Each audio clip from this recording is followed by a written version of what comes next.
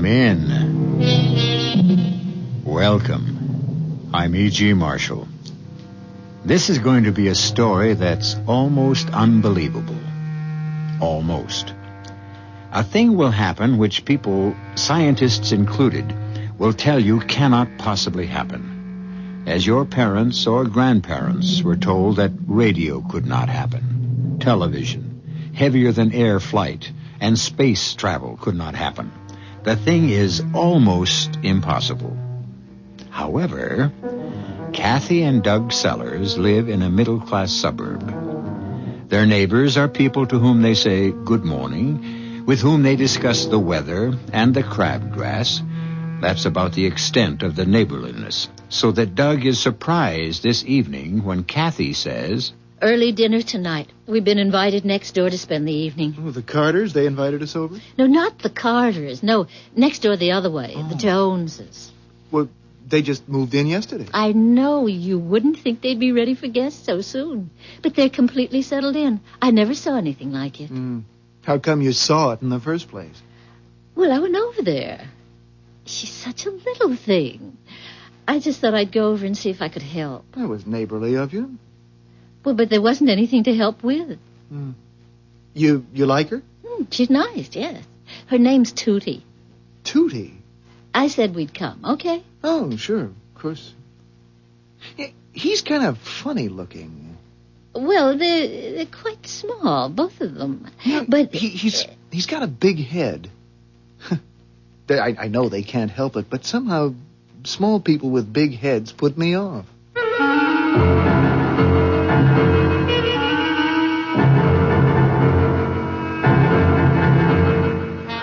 Our mystery drama, Through the Looking Glass, was written especially for the Mystery Theater by Fielden Farrington and stars Anne Shepard.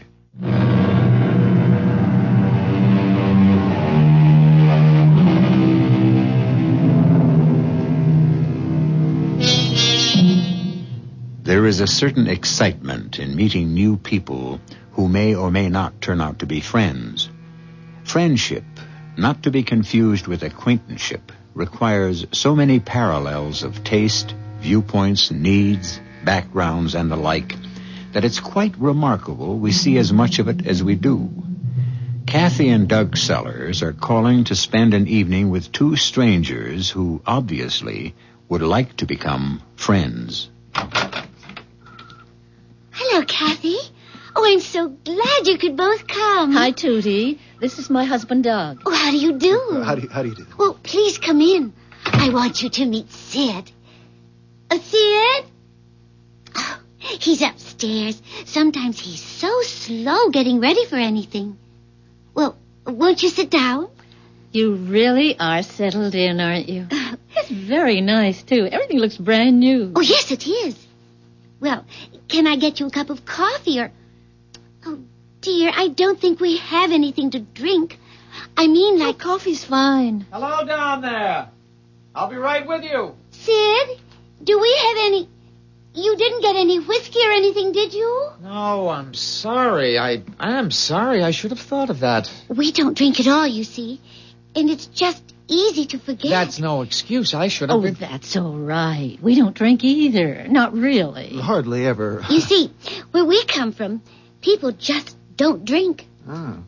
You must come from a far distance. Trying to think of a place where nobody drinks. Well, things are very different here. We're really very... Oh, what is that word, Sid? Backwoodsy. We're very backwoodsy. Yes. Uh-huh. You're putting us on, right? We're... What? You're putting us on, kidding us. Oh. Well, I mean, this furniture looks as if it had been designed for 20 years from now. Backwoodsy? Well, the furniture's all new, you know. And you've got it all arranged so quickly. As I told Doug earlier, it looks as though you've been living here for years. And he's right, you know. It's very advanced. Is it? Well, is it too... It's all right, Tootie. She's so afraid we're going to seem, different.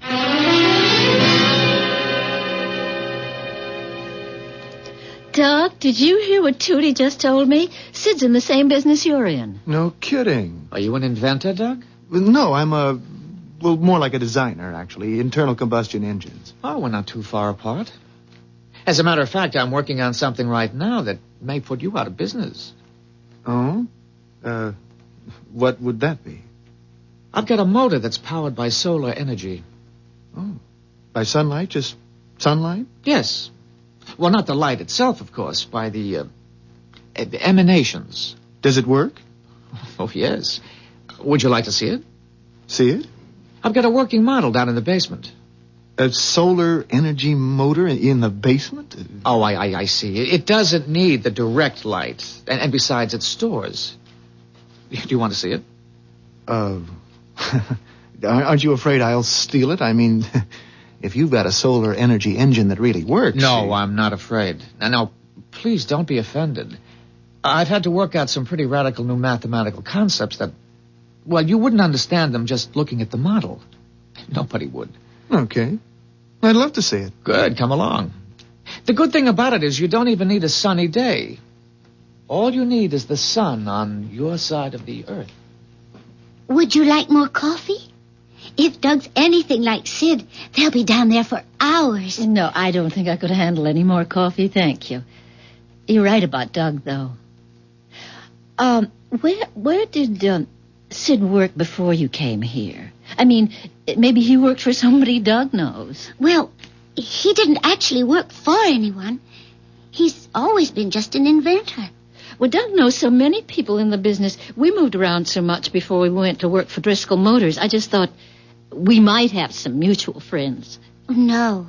I mean, it doesn't seem likely. We haven't lived anywhere but, you know, there and now here. Well, where did you live before? It was just, well, like a different world almost. That's why I'm so pleased about tonight. We're the kind of people who just can't live without friends, you know? Mm. We were afraid there wouldn't be anyone we could, well, be friends with. So that makes tonight so good. Oh, Tootie, you don't have to worry. We have a lot of friends you'll probably meet. Where we used to live, we knew everyone. Just everyone. Oh, that must have been nice wherever it was. Oh, yes. It was all we knew, of course. In many ways, it's better here. Much better.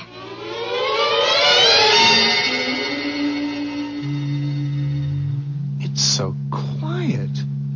How can a motor with any guts to it be so quiet? I've heard cats purr louder. Well, there's nothing to make noise, actually, except the friction. And there's very little of that. It's beautiful. How big would it have to be to power, say, an automobile? How big? Well, this engine itself would pull a freight train. So 12, maybe 15 cars. That little thing? Energy doesn't come in sizes, Doug. With refinements I'm not tooled for here, a motor like this could supply all the electricity a medium-sized city would need. You're kidding. It has implications, as a matter of fact, that could lead to the obsolescence of electricity itself. Man, you are talking revolution, you know that? It would be a tremendous step. Yes, it would almost certainly entail some dislocation. Dislocation? It would bomb out just about everything our society is based on. Well, the short-term adjustment would be severe, I don't deny that. Temporary chaos. The gain would be long-range, not immediate. Ooh, scares me. No kidding. You don't know what you've got here. Oh, yes, I know. What I have here is a device, a ridiculously simple little device which would make the air we breathe sweet and pure again. Make the oceans, the lakes, and the rivers habitable for marine creatures. Put an end to nervous breakdowns from the sheer clamor of civilization.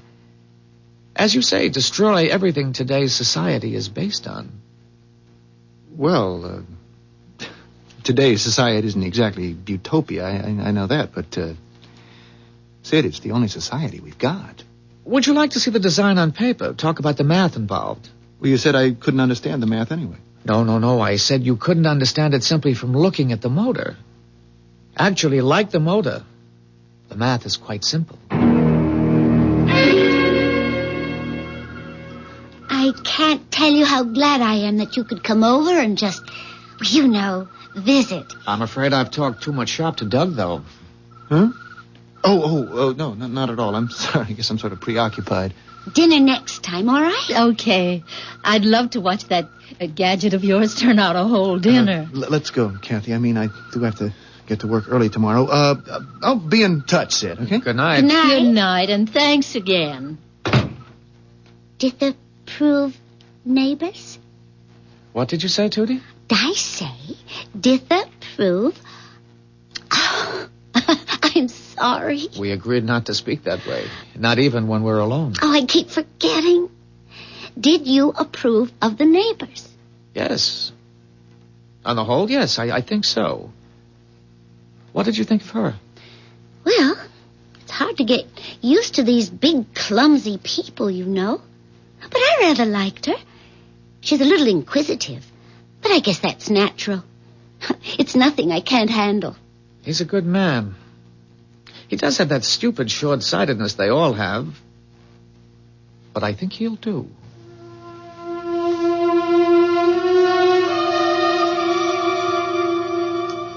Well, I don't care what you told them about us hardly drinking. I want a good solid slug of bourbon. Okay.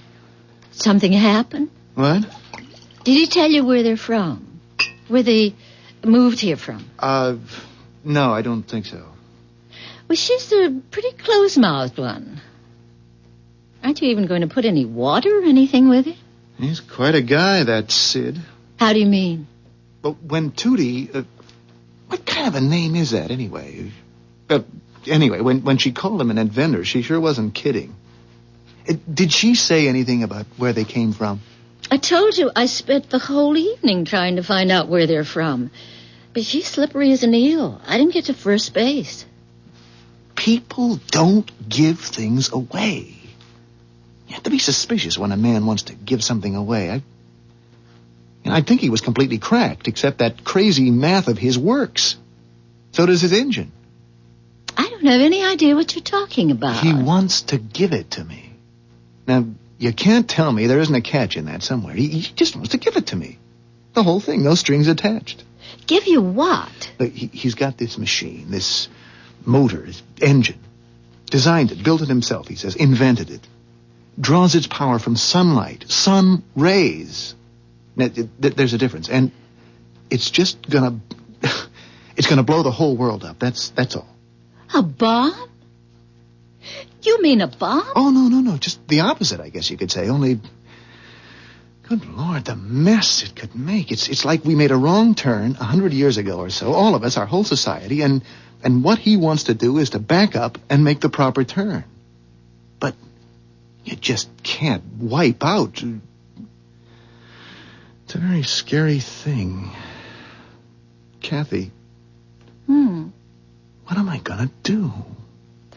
Well, I don't really understand the problem yet, Doug. Okay. He's got a machine that takes its power from the sun, okay? Okay. Yeah, and that's about the size of a small vacuum cleaner, and it could power a city. It could. I've seen it. I've seen the blueprints. I've learned the math. Learned it, mind you, in half an hour.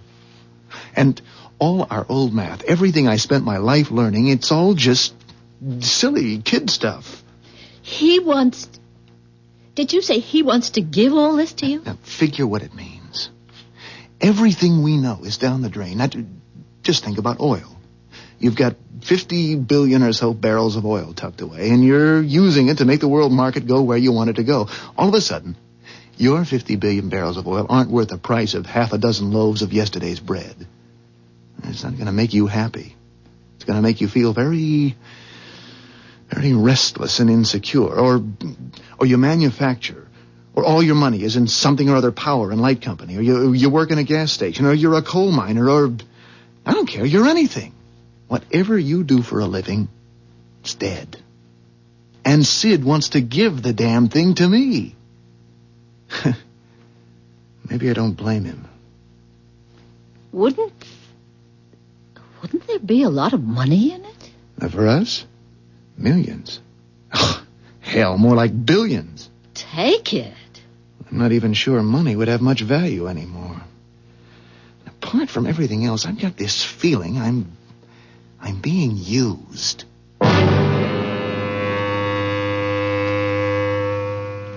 There's a very good chance that Doug is being used. In a good cause, perhaps, but used all the same. There's a worn-out old cliché that says you can't make an omelet without breaking an egg. All well and good. But what if the egg that's getting broken is the world you've grown up in, the only world you know? It could make you feel pretty uncomfortable. I'll be back shortly with Act 2.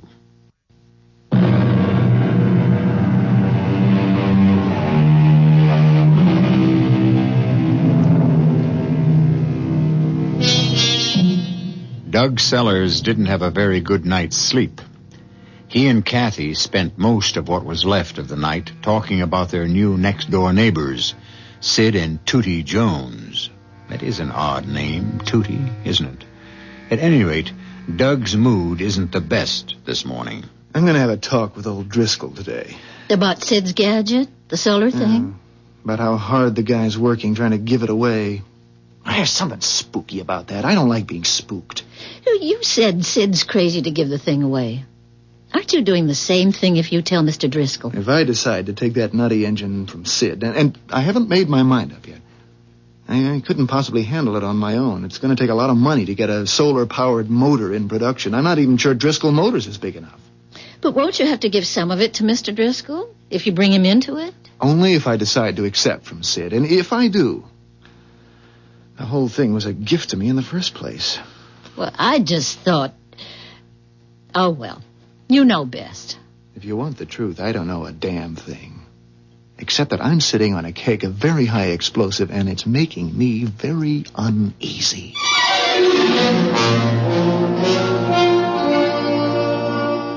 So, that's it, Mr. Driscoll. The motor works. I saw it work, and it's just... You wouldn't believe it without seeing it. I studied the engine, too, and it would be simpler to make than most of what we're doing now. Simplest thing you ever saw, really. Except it's based on a completely new concept. My first reaction, Doug, is nonsense. Sure, that'd be anybody's first reaction. But not yours? Well, mine at first, yes. But then I saw the damn thing, Mr. Driscoll. I saw it. No doubt in your mind now? No, I'm as skeptical by nature as you are. But the thing works. And it's going to knock everything we know right out the window. Well, that won't be permitted, of course. Now, what I'm interested now is... He offered you all rights? Yes. You sign any papers, either of you? No, I said I wanted time to think it over. You say this thing works, and I'm prepared to take your word for it. I want 50% of the rights. Straight down the middle. You agree to that? Well, sure, I'm but going to call Al Dobson. He can get the ball rolling faster than anybody I know. I'll get Ed Cahill moving on it, too. And, when can you get this, what's his name, the inventor in here? Look, Mr. Driscoll, all I wanted to do was to tell you about this thing and ask your advice. Now, as You've told me, and I'm advising you. Now, you pass the ball to me, and I run with it, right? Mr. Driscoll, I don't have a ball to pass. If you don't have a ball, we know where it is. Your inventor has fumbled it, and we'll take it over. He's no businessman, Sid. Would he have offered to give you a thing like solar energy if he were a businessman? Well, the thing is... maybe we don't actually have the ball yet, but we... Look, Mr. Driscoll, you said... What was it you said? I told you it was going to knock everything we know right out the window, and you said that wouldn't be permitted. Now you talk as if you want to go ahead with it. It'll be suppressed. Don't you worry about that, Doug boy. They'll buy us out. Oh. You think the oil industry would let a gadget like this go on the market? Not in a million years. And the auto manufacturers? Good Lord. Think what it would mean to them, just the retooling alone. Don't you worry about it, Doug. They'll buy us out. I don't think Sid Jones will go along with that. He'll go along. I told you, he's fumbled. When you fumble, you lose the ball.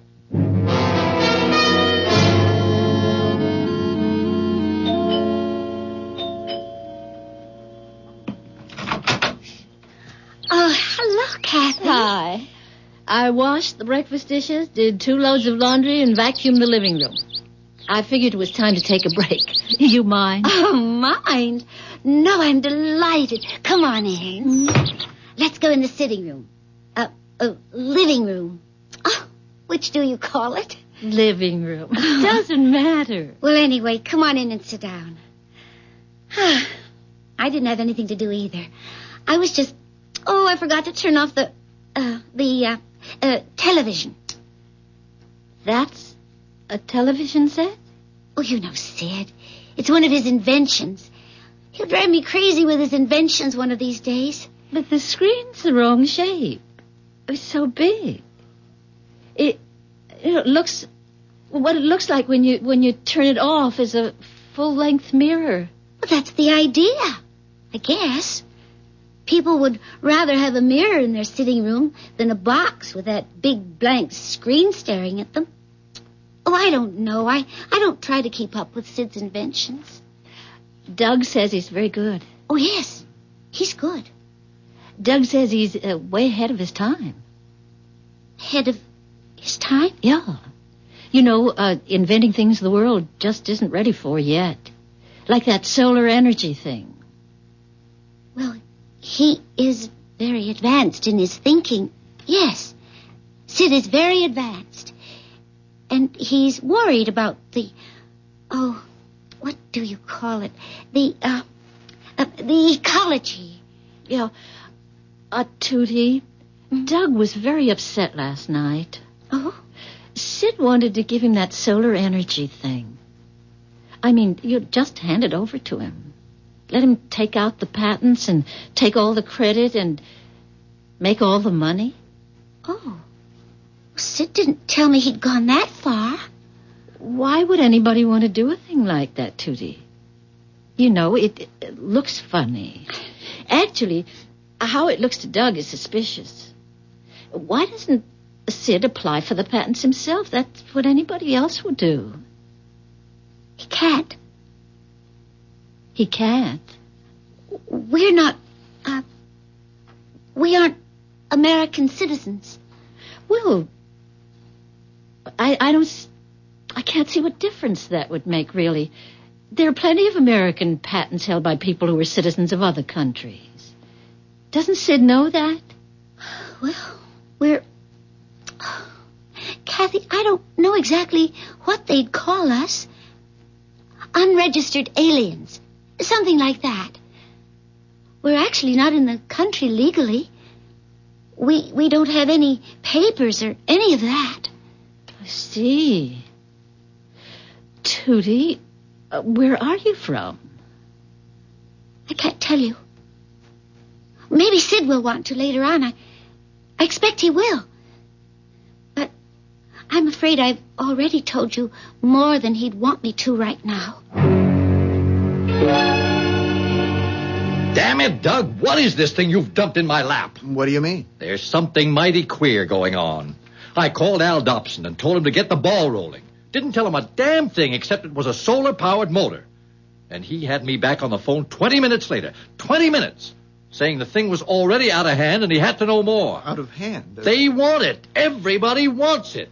Ed Cahill says... Ed Cahill, the patent lawyer? They called him. The patent office called him. Now, you can believe that or not, but that's what Ed Cahill told me. They'd been hearing talk about solar energy down there, they said, and they called him. Well, it looks like... Somebody's pushing this thing. That's what it looks like to me. Somebody very big. Well, after all, solar power... I want you to see this, whatever his name is, this kook that's trying to give the rights away. I want you to get this paper signed. What is it? Don't waste time reading it. It's a simple release. Later on, there'll be reams of paperwork, but right now, I want that release signed. All right, Mr. Driscoll. And Doug. Yes? If you don't get that release signed, or if this nutty solar thing turns out to be phony, I'm going to bury you so deep they'll never dig you out. I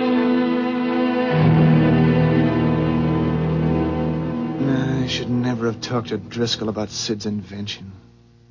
What happened? Oh, hell broke loose. As nearly as I can figure, Driscoll's committed himself in 2 or 3 places without having a damn thing to deliver. Everything's moving so fast, it's a mess, that's all. Dear. I talked to Tootie this morning, like you said. Hmm? You find out anything? They're what she called unregistered aliens. She said that herself. They're in the country illegally. Oh, good Lord. Doug, what does it mean? I don't know what it means. Trouble, that's for sure. That was why he wanted to turn the invention over to you, Tootie said. He doesn't have any papers or anything. I mean, no ID, no Social Security, nothing. And he knew he'd get into trouble, I guess, if he started messing around with patents and all that. He's in trouble, all right. Why? You going to do something about it? I'm going to call Driscoll and tell him. Oh, Doug, do you think you ought to? Couldn't you just... Oh, poor Sid.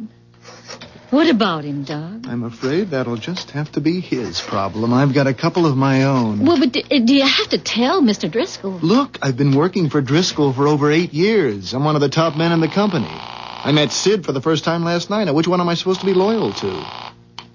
Yes, Driscoll here. Mr. Driscoll, this is Doug Sellers. Did you get that release signed? Not yet. I just found out something I think you ought to know. The inventor, Sid Jones, the guy's not an American citizen. He's in the country illegally. Say that again. He's in this country illegally. A spy? No, I'm sure it's nothing like that. He's, I know him, Mr. Driscoll. I don't think he's a spy. I might have known. Solar energy, my foot. He's a lousy spy. That thing of his is probably some kind of bomb or something. He's made you believe that... Come on, Mr. Driscoll. I'm not that stupid. That engine that I saw last night was... All right, I'll fix his wagon. You watch me. Thinks he can make a fool of Thomas P. Driscoll, does he? What are you going to do? Never you mind. Oh, boy. What'd he say? He's decided Sid's a spy. I guess he means to blow the whistle on him. You don't think he is, do you? Sid? A spy? No, I don't know. I don't think so. Shouldn't we go over and tell them? I mean, after all, if they're in trouble, it's our fault, too, isn't... Well, at least it's partly our fault.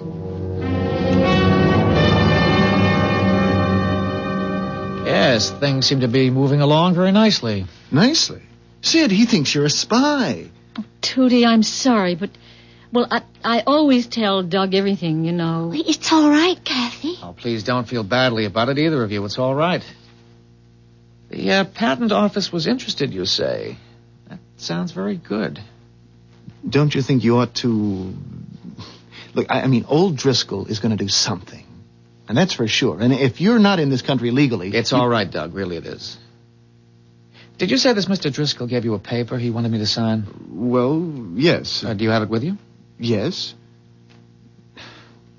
Sid, Hmm? there is something very odd about all this. I mean, you're giving away...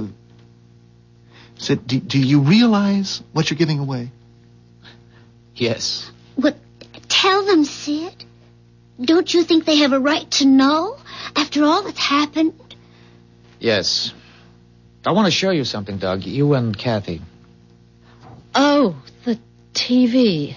It's another of his inventions, Doug, the television. Did I tell you about that? I don't think so. I don't remember. Actually, it isn't a television set at all, except as you break the word down. Tele for distant seeing. Even so, it isn't that kind of distance. And I get only one picture on it. Always the same picture.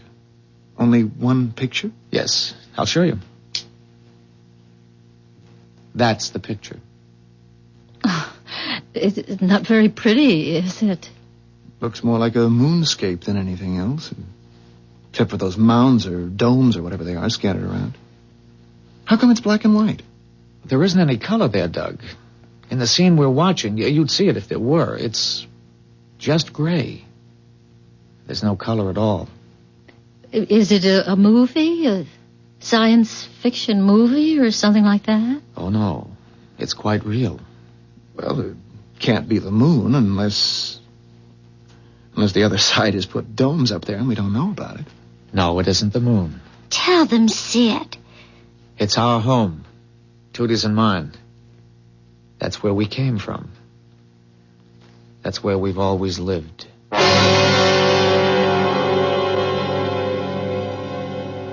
An alien world, old enough and weathered enough to look like our moon.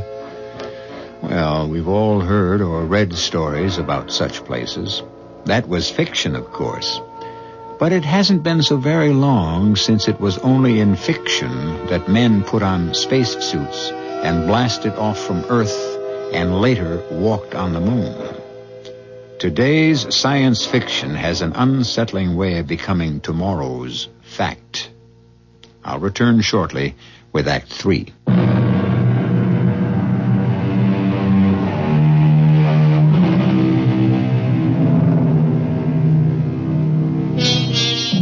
Doug and Kathy Sellers are watching spellbound, but more than a little repelled, a television picture. Something like a television picture, at least, on a screen that becomes a full-length mirror when it's turned off. The picture is a dismal one, a bleak landscape, gray, rocky, and barren as the moon's surface, except for several dome-like structures placed here and there at apparent random. This, Sid and Tootie Jones claim, is their home. There's no place like that on this planet, Sid. No place that I ever saw or heard of. It's on this Earth. We're not space travelers. Oh, I don't blame you for wanting to leave it, wherever it is. Well, if you're not space travelers, then what kind of travelers are you? Let's all sit down. It's a long story. Shall I turn it off, Sid? No. Leave it on. Somebody might come out of one of the domes. They'd be interested in that. What kind of travelers, Sid? You've already guessed it, I think. Yes, we're time travelers. Time travelers? Then when is that? That picture you've got on the screen. Two questions there, really. Where and when? To answer the first, it's right here, Doug. Right in this very neighborhood, on this very spot. Well, then... When? Yeah. The year you're looking at is 3987. A little over 2,000 years from now. And that's what this neighborhood looks like? That's what the whole world looks like, Doug. Worse. This is a garden spot. Oh, it's some kind of trick, isn't it? I mean, it's just something you invented. More like something you invented. You, all of you, in the next few generations. That's misuse of the Earth's resources. All of your mistakes carried out to their final, inevitable conclusion. You're looking at the end product of your era's short-sightedness. I just don't believe it. Well, there it is. You can see it. Well, then it wasn't it wasn't bombed out? The A-bomb, the H-bomb, all the alphabetical bombs that came after? No, they were never used. Except to waste the Earth's substance and terrify its people. There, on the screen. Somebody's coming out of the B7 dome. Can you see who it is, Sid? No, not to be sure. Forex, most likely. I think it was his turn at B7. What's he wearing that thing for? Looks like a spacesuit. Well, that's what it is. We call them Atmos suits. There's no atmosphere now. None, at least, that's breathable. Except underground, where we convert it. Good Lord. Yes, we live underground. We come out now only to run tests. The toxicity of what's left of the atmosphere isn't very stable. We have to draw it in and purify it, so we need to keep abreast of what we're up against. And pump the impurities back out? Yes. And that increases the toxicity? Yes. The problem isn't solved. We're living by stopgap measures. We have some time, though. There's a lot of air out there, even though most of it is poison. And there aren't very many people to breathe what we salvage. How many? Well, in B7... Oh, no, you mean worldwide? Yeah. Oh, around 700,000. Between 7 and 8. In the whole world? Actually, that's a lot. It was down closer to 100,000 when we finally got the underground communities established. We were that close to extinction. We're the only survivors. Everything else is gone. We're here on a mission. You must have realized that. What kind of a mission? A very simple one. We're here to save the world.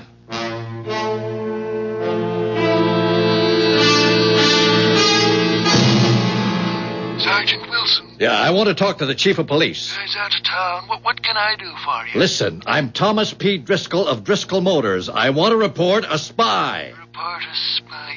Like to give me the details? I can only give the chief the details. No way, Mr. Driscoll. I offer you a spy, a genuine spy, and you won't put me... All right. All right, I'm coming over there. By God, I pay my taxes and I'm entitled. I'll be over there in 10 minutes. Did you say save the world? You're here to save that world 2,000 years from now? That world, which of course is simply this one grown old. That's a dead world. It's beyond saving in our time. We have a few 100,000 people living inside it. Like people on one of your life rafts. If the people on the raft aren't rescued, they'll die. The same with our people. They'll die, or their grandchildren will, or their grandchildren. We few have survived the catastrophe temporarily. And so you've come back here, back to our time with... With the only treatment that can possibly save the world. We have a cure for its sickness, and we mean to administer it. Call me one of the doctors. There are many of us. Many of you? Oh, yes, one man could never do it. Your Mr. Driscoll was very right about that, Doug.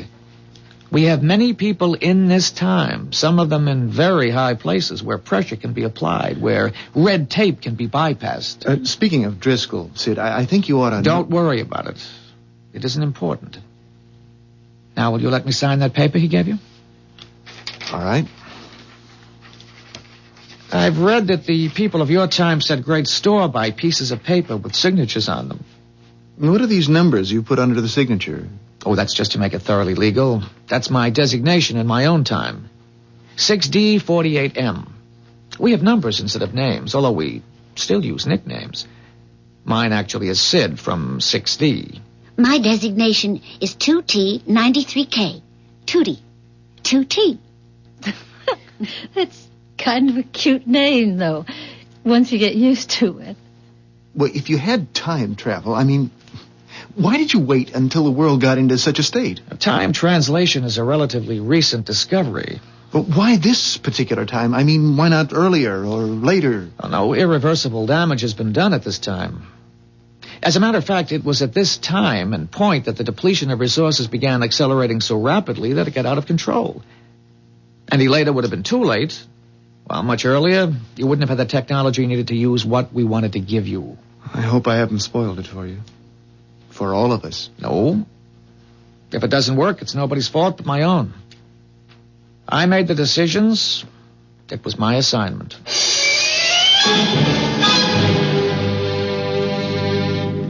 I told you I'd get to the chief, and you said he was out of town. Orders, Mr. Driscoll. I still don't know why he took me off the desk and handed me the job. It's FBI work. Well, don't you worry about that, Wilson. You think the two of us will be enough? I mean, if he should decide to shoot his way out or something like that. There are 2 carloads of good men following us. The house will be surrounded when we go in, and there won't be a chance of his getting away. Yes, there's a car stopping out in front now. Tootie, will you turn the screen off? I already did. Oh, Lord, it's old Thomas P. himself. Mr. Driscoll. And a cop. Odd. I thought it would be your FBI. Oh, Mr. Driscoll looks very determined. Mad as a wet hen, that's how he looks. Well, he shouldn't be angry. He may make a great deal of the money you people prize so highly. Oh, you will too, of course, if things work out. How can things work out if they're coming to pick you up? There are many others, as I told you. My being found out shouldn't affect anything. Maybe you could still get out the back way, Sid. Oh, I'm sure we're surrounded. Oh, people are very impatient in 1975. I'll let them in. Is your name Sid Jones? Oh, that's what I'm called, yes. Won't you come in? Put the cuffs on him, why don't you? He's your spy. What are you waiting for? Jones, is it true that you showed Mr. Sellers, is it that you showed him an invention of yours last night? Well, yes, it's still down in the basement if you'd like to take a look at it. Sergeant, you'll be making a great mistake if you arrest this man. Have you lost your mind? Sergeant, I can prove beyond any question that I am not a spy. Will you allow me to show you the proof? Watch him, Wilson. He's up to something. We got only your word, Mr. Driscoll. Go ahead, Jones. Thank you. Tootie, will you help me with this? Wilson, are you out of your head? What's back of that looking glass, Jones? What's the glass got to do with this? Well, that's what I'd like to show you. There's no danger, I assure you. No danger, he says. Just don't try anything. Tootie, The third button? Yes, the third button. What's happening? That's no mirror. Look at that thing. It was turning all milky, foggy. Wilson, why don't you do something? He can't get away. Give the guy a chance. I think it's ready now, Tootie. Stop her! For God's sake, somebody stop her. She's disappearing into that looking glass thing. Goodbye, Doug. Goodbye, Kathy. Thank you very much, both of you, for all you've done. Stop right there, Jones. Stop, or I'll... Or you'll what? He's gone, you idiot! You let him walk right through that looking glass. It's changing again. Look, Kathy, it's making a picture. Oh, my God. A park. It's a beautiful park with trees and flowers and people walking around. And not in those miserable spacesuits either. No. It's bright, pretty clothes. And children play... Oh, Doug, it must... Look, there's a dog, a little poodle. For God's sake, what kind of mirror is that? Break through it, you fool! Smash it! I don't care what it is! Smash it! I guess you're right. Now, please stand aside, all of you. What are you going to do with that gun? Just use the butt of it to break the glass, ma'am. Now, please stand clear. There's nothing back there but the wall. Just a plain, blank wall. Oh, I almost forgot. Here's that release you wanted Sid to sign, Mr. Driscoll. I don't want the damn thing. I don't want anything to do with him and his magic mirrors. I don't want any part of any of it. I don't think you really have a choice, Mr. Driscoll. That was a park we saw through the looking glass before the sergeant here smashed it. And if they have a park, we have solar energy. We couldn't change it if we wanted to.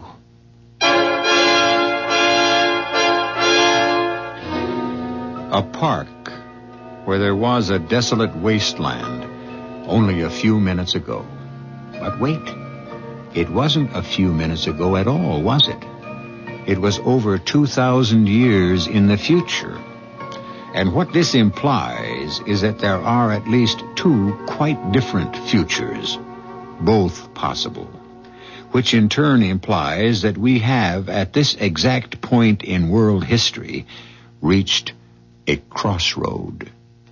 I'll be back shortly.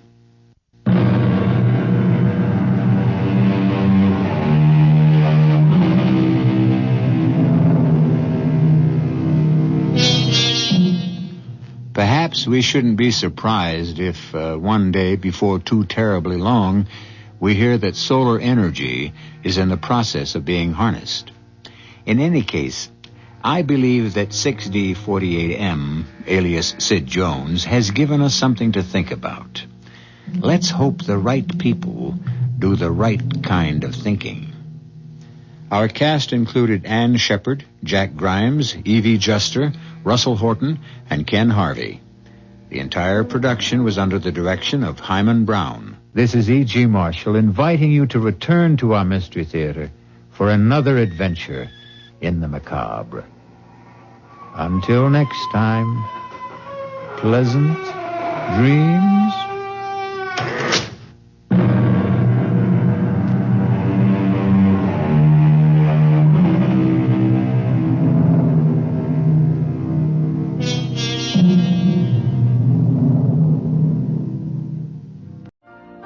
You've been listening to the OTR Gold Network. Find more classic radio at otrgold.com.